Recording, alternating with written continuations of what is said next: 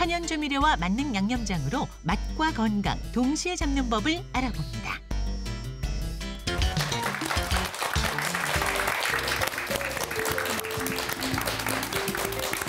네, 여러분 안녕하세요. 37년 전통의 믿고 보는 무엇이든 물어보세요입니다. 정말 열심히 요리를 했는데 맛이 뭔가가 좀 부족하고 네 맛도 내 맛도 없을 때 이것 하나만 딱 집어넣으면은 맛도 확 살아나고 영양까지 잡을 수 있다면 얼마나 좋을까. 그 비법이 항상 궁금한데 우리 정다은 아나운서는 그래도 주부니까 비법이 좀 있지 않을까요? 비법이 있습니다. 예. 바로 제가 애용하는 게 있는데 많은 주부님들이 마법의 가루, 만능의 가루라고 부르는 바로 조미료인데요. 예. 근데 이 조미료도 시판 조미료를 계속 쓰자니까 좀 가족들 건강이 생각이 날 때가 있고 그렇다고 매번 만들어 쓰자니 이게 참 귀찮아요. 그렇죠. 그래서 정말 고민입니다.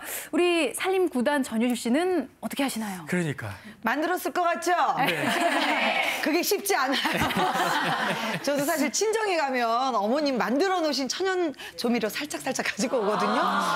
근데 사실 가족 건강 생각하면 조미료도 천연으로 만들어 쓰는 게 맞는 것 같긴 한데 어떻게 만들어야 할지 어떤 재료를 써야 할지 이렇게 오래된 주부도 어려워요. 숙제예요, 숙제. 그러니까요. 네. 근데 뭐 주부님들만의 고민 숙제가 아니라 저처럼 제 밥 제가 해 먹는 노총각의 영원한 숙제이기도 한데 사실 이 맛내기가 재료 그 본연의 맛을 즐기면 제일 좋은 거잖아요. 근데 우리나라 사람들은 왠지 감칠맛이 좀 돌아야 제대로 먹었다 이런 말씀을 하시거든요.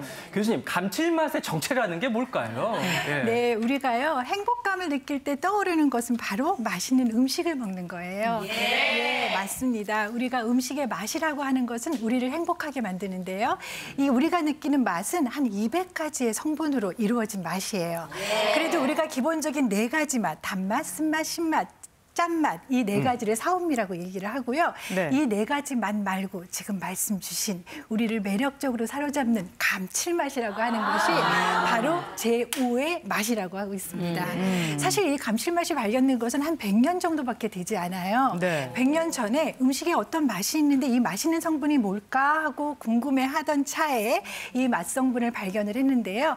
이 맛성분이 바로 단백질을 구성하고 있는 아미노산 중에 한 가지, 가장 흔한 아미노산인데요. 글루탐산입니다. 네, 그래서 우리가 감칠맛은 글루탐산이라고 이야기할 수 있습니다. 네. 100년 전에 발견해 주셔서 감사합니다. 아니 근데 이게 인공조미료잖아요. 인공조미료라면 MSG. 저도 사실 집에서 가끔씩 쓰긴 하는데 쓰면서도 이걸 써야 되나 말아야 되나 또 뉴스에서도 보면 논란이 많아요. 어떻게 해야 될까요? 네, 감칠맛 하면 다들 좋아하시는데요. 감칠맛이 글루탐산이다 이렇게 얘기하시면 바로 지금 말씀 주신 것처럼 MSG를 떠오릅니다. 예, MSG가 글루탐산 있는 거 맞습니다. 다들 잘 아시는 MSG, 모노소디움 글루타메이트. 우리가 글루탐산 나트륨이라고 하고요. 사탕수수나 당밀에 있는 탄소 원자를 발효시켜서 생성된 것이 바로 글루탐산이고 우리가 이야기하는 글루탐산과 맞습니다. 그런데 이 MSG 안에 있는 글루탐산 나트륨 때문에 다들 걱정하시는데요. 실제로 1987년 미국 식품과학회에서는요. 이 MSG가 설탕이나 소금과 같이 특별한 제약 없이 사용하기 가능하다 하고 입장 표명을 했고요. 2010년 우리나라 식품의약품 안전처에서도 MSG 안전성에는 문제가 없다 하고 발표를 했습니다. 따라서요. 제가 말씀드리는 거는 섭취량에 대한 이야기는 아니고요.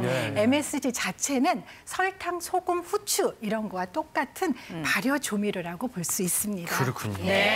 섭취량을 적정하게 조절해야 된다는 거는 다들 알고 계시겠죠. 근데 이 MSG에 대해서는 의학 전문가들도 같은 의견이신지 궁금해요. 네, 저희 그 공신력 있는 WHO나 FDA 같은 기관에서 이런 논란 때문에 굉장히 여러 번 고심해서 논문, 그러니까 연구를 많이 했어요. 교수님이 말씀해 주신 대로 그런 그 인체 유해성이 별로 없어서 안전하다라고 결론을 냈는데 저희 의학적 입장에서는 뭐 완전히 단언할 수는 없지만 분명히 건강상의 이유로 좀 조심해야 되실 분들은 있다고 이제 보고 있는데요.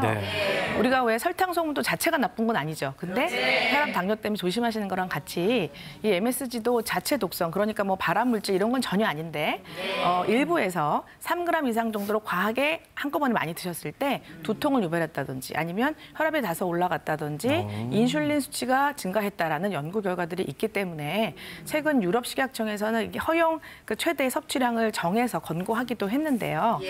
특히 우리 뇌 혈관 장벽을 통제하는 뭐 마그네슘, 아연, 항산화 성분들이 체내 좀 부족할 걸로 예측되는 노약자라든지 네. 아니면 뇌의 발달이 조금 부족한 영유아의 경우에는 이 방어 기제가 잘 작동하지 않아서 잠재적으로 과하게 섭취하면 또 뇌신경 독소로 작용할 가능성이 있기 때문에 이런 경우는 과하게 섭취하지 않도록 주의하실 필요가 있을 것 같습니다. 네. 그러니까 건강하신 분이 적정량 섭취하는 거는 걱정할 게 전혀 없지만 이제 특정 질환이 있으시거나 노약자분들은 과하지 않게 섭취하도록 주의를 기울여야 된다. 이런 말씀이시고요. 그런 의미에서 이제 내 손으로 천연 조미료를 만들어 먹으면 좀 더 낫지 않을까 싶은데 아무래도 천연 조미료가 장점이 많겠죠, 교수님. 아무래도가 아니라 당연히 그렇죠.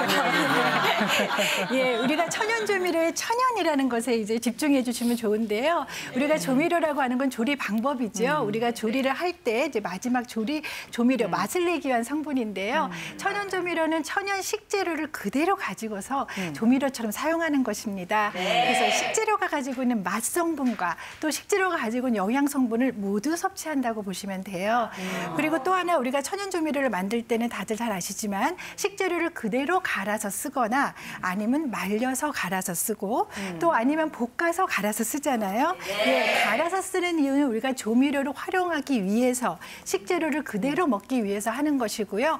앞에 말리거나 볶는 거는 식재료가 가지고 있는 수분을 좀 제거하고 그리고 가지고 있는 우리가 원하지 않는 잡냄새를 좀 제거하는 목적을 가지고 있습니다. 그래서 천연조미료는요. 우리 조미료라는 것에 너무 신경 쓰지 마시고요. 식재료를 맛과 영양을 더할 수 있는 식재료를 또 하나 사용한다고 생각하시는 것을 말씀드릴 수 있습니다. 사실 뭐 제 주변에도요. 시판 조미료 없이 천연 재료만으로도 감칠맛을 내는 숨은 고수들이 몇 있거든요. 그중에 한 분 오늘 스튜디오에 모셨습니다. 한명숙 요리연구관님. 어서 오세요. 너무 귀한 분이 모셨네요. 우리 연구관님만의 어떤 천연 조미료 맛내는 비법이 있다고요? 네, 그래서 저는 사실 제가 집에서 쓰고 있는 천연 조미료 오늘 한번 이제 가지고 와봤거든요. 그래서 저는 이제 주로 이렇게 가루를 내서 사용을 하게 되면 국물 요리에 이제 국물의 맛도 살리고 또 이렇게 나물 같은 거 무치실 때는 이게 또 들어가면 감칠맛도 더해주는 효과가 있어요. 그리고 우리나라 음식에는 보면 이제 발효를 이용해서 만든 뭐 젓갈 종류 있죠. 그것도 국물 요리나 무침 요리에서 충분히 조미료 역할을 할 수 있습니다. 그래서 오늘은 제가 천연의 재료로 건강도 살리고 또 맛도 살리는 그런 방법들 많이 알려드릴게요.